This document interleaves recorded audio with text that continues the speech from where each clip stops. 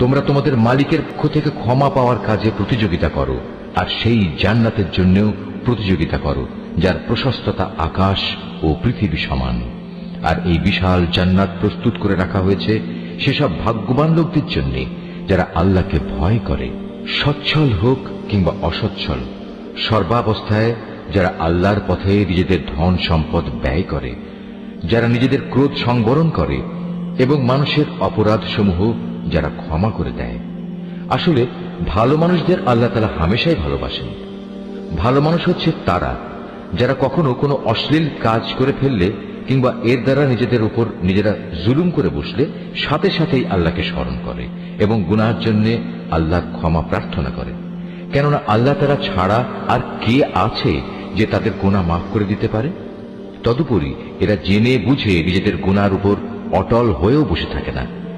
এই সে বৈশিষ্ট্যমণ্ডিত মানুষগুলো, মালিকের পক্ষ থেকে তাদের প্রতিদান হবে আল্লাহ তাআলা তাদের ক্ষমা করে দেবেন, আর তাদের এমন এক জান্নাত দেবেন যার তলদেশ দিয়ে ঝর্ণাধারা বইতে থাকবে।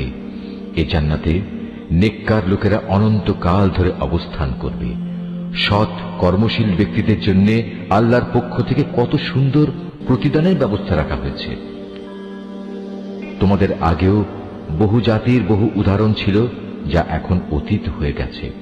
সুতরাং এদের পরিণতি দেখার জন্য তোমরা পৃথিবীতে ঘুরে বেড়াও এবং দেখো আল্লাহ তাআলা ও তাঁর বিধান মিথ্যা প্রতিপন্নকারীদের পরিণতি কি হয়েছিল। বস্তুত এটি হচ্ছে মানব জাতির জন্য একটি সুস্পষ্ট ব্যাখ্যা, এবং আল্লাহ তাআলাকে যারা ভয় করে এটি তাদের জন্য একটি সুস্পষ্ট পথ নির্দেশ ও সদুপদেশ বই কিছুই নয়।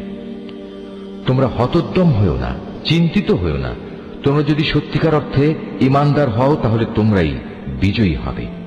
তোমাদের উপর যদি কোনো সাময়িক আঘাত আসে এতে মনক্ষুণ্ণ হবার কি আছে?